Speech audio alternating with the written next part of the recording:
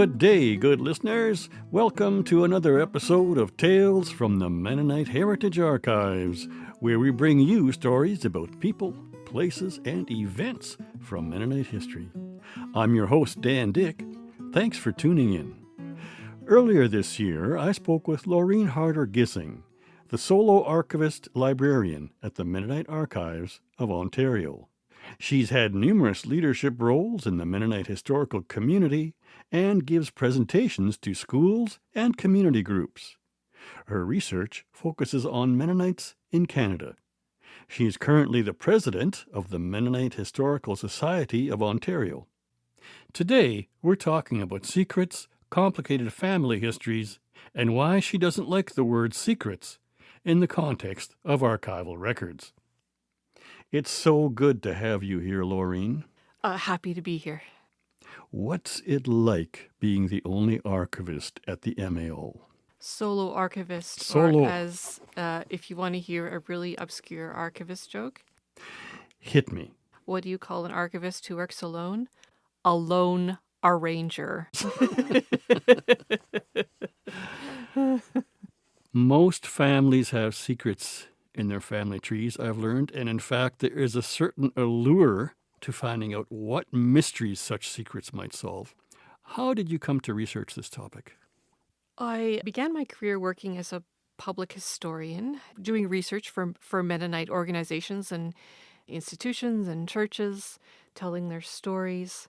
And then, of course, later on, I began working as an archivist. And so it is just simply part of the job that you're going to run into secrets and need to find a way of dealing with them with integrity and with care. I would say what really intrigued me, though, and made me think of wanting to explore the topic in a more systematic way is I was doing a history of a church, and it became clear that this church developed out of a conflict, out of a split from another church. And as I was trying to figure out the reasons for this, I realized that there were what you read in the minutes, but you could also tell that behind those meeting minutes, there were conversations on the street. There were conversations around the family dinner table that didn't necessarily get recorded, but always fed into the official kind of deliberations. And so it just struck me that the dynamics in families in particular affect the dynamics of congregational life, of institutional life. How can they not? And so especially if a family has something that certain members are trying to conceal, that can also somehow work its way into how people behave or make decisions in public life. The other way that secrets have intrigued me is I work a lot with processing genealogical materials, family histories, and see how genealogists in particular have handled family secrets. And those are the two things that really intrigued me the most. Archives are all about preserving history and giving people access to it. How do you fit that together with documents that hold secrets? I think I want to start by saying that every once in a while you'll see something in the news about a document was found, quote, hidden in the archives, unquote. And that always kind of rubs me the wrong way because I don't think in the contemporary archives, especially after all we've been through with Truth and Reconciliation and a deeper awareness of colonialism and its effects, I think the modern current archives is really aware that we need to be transparent and accessible as much as possible. And we don't try to hide things. Archives are under-resourced. Sometimes there's boxes that sit there for decades before anyone has a chance to look into them. Sometimes that's the reason why something is discovered that appeared to be hidden. And sometimes the hidden things are a result of a really good reason. Either the law says we cannot show certain people certain materials for privacy reasons, or the donors of the materials have worked out an arrangement with us whereby some things are kept secret, at least for a certain time period. So there's all kinds of reasons why something might appear to be hidden, but our goal is at least to make things clear that something is hidden, if that makes any sense, in the interest of transparency and in the interest of providing access at some point to materials. Have you come across any unusual or really odd kinds of secrets? Perhaps something you've wondered about, like, why is this even a secret? I'm going to be a bit contrarian here and say, no, not really.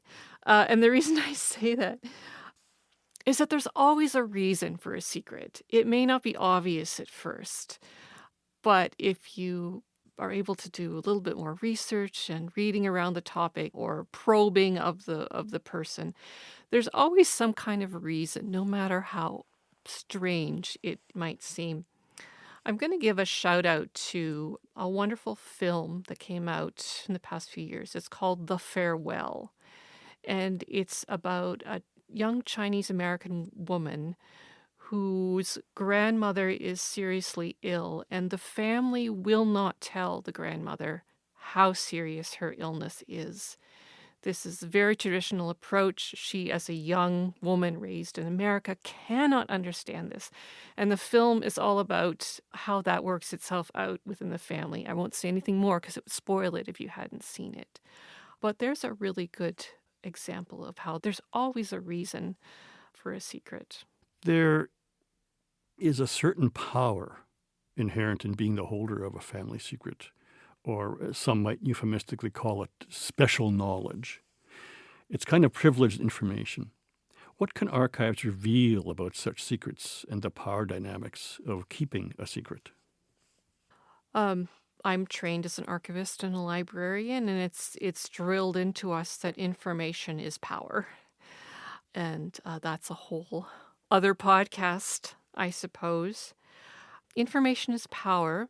But lately I've been thinking also about how information is a burden. Just yesterday here in the Mennonite Heritage Archives, I was trying to follow a track on the history of pastors' wives in Mennonite churches. And I came across some advice given to churches about 40 years ago. So when they're interviewing a prospective pastor, to ask about how that pastor manages confidential information with their spouse.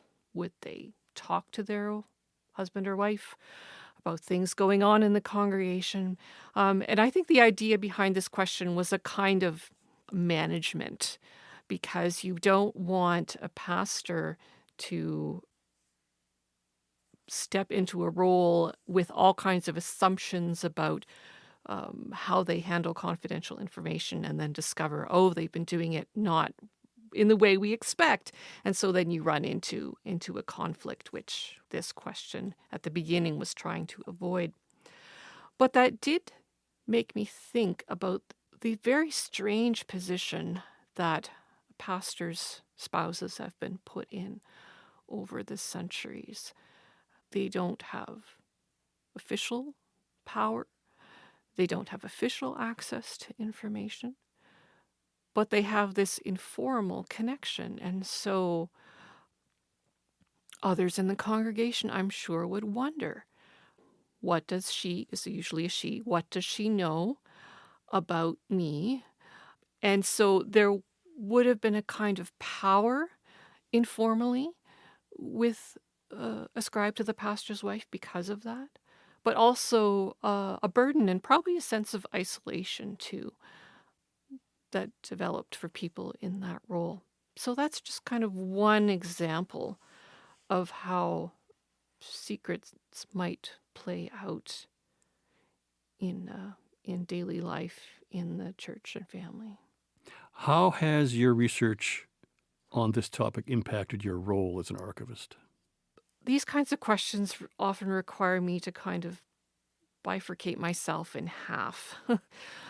Because I'm an archivist, I'm also a historian. So, as a historian and a researcher, I'm keen on finding out the secrets. As an archivist, if a family comes to me with donated materials and has concerns about things mentioned in the materials, then we have a conversation and I talk about things we could do. We can restrict materials for a certain time period. We usually don't say forever because there really wouldn't be a point to that. So to restrict materials with some kind of end date is often the solution. And then just because materials are restricted doesn't mean no one can look at them. But for restricted materials, the researcher has to apply through me to see them, and they have to sign documents saying that they will anonymize the results of their research so that the secrets will not be tied to any particular person or family, but commented on more generally. That's often the way we handle something like this. The alternative is to not have the materials come into the archive at all, which is usually not what we want. So, in a sense, archivists have to be secret keepers or at least secret protectors, too? That feels to me like a huge responsibility. I think the fact that we have some processes in place that are transparent, the processes themselves anyway, are transparent, releases some of the burden from us. One has to be aware of how privacy has changed over the years. I'll be, for example, looking back on some old records that were created 100 years ago. Yes, those people may no longer be alive, but sometimes I'm surprised that those records weren't restricted at the time that they would have entered the archives when those people were still living. But there were different expectations of privacy, if at all, in communities where everyone knew each other and often knew each other's business. And also, when we think about how Mennonite institutions have developed over the past 100 years, they've become larger, they've become more, institutionalized, and that comes with certain obligations. And so things are more likely to enter the archives already with some restrictions on them. Laureen, you've given us lots to think about today. Thank you so much for coming in and sharing your insights with us. My pleasure. To hear this episode again or revisit any of our previous stories, visit mharchives.ca. How have you handled the dilemma of secrets in your family history? Let us know by sending a comment via email to info@mharchives.ca. Hello, I'm Archivist Conrad Stace. The Mennonite Heritage Archives is a community-supported memory center that relies on donations from community members like you. To support this program and the preservation of Mennonite history, visit mharchives.ca and click on Support, or give us a call at 204-560-1998. Thanks also to our partners, Canadian Mennonite University, the Centre for Transnational Mennonite Studies, Mennonite Church Canada, and Golden West Radio. In an upcoming episode, we'll bring you the story of the enigmatic Peter Hampton. Hampton, born Peter Paetkow, migrated from Russia and landed in Grunthal, Manitoba before studying to become a psychologist and moving to Ohio. He maintained a lifelong interest in Mennonite history and wrote several stories about his childhood in southern Russia. Thanks to the Tales team of Conrad Stace and David Klippenstein for their help with the show. I'm your host, Dan Dick. Tales from the Mennonite Heritage Archives will be back next week with another story about people, places, and events from Mennonite history. Thanks for listening.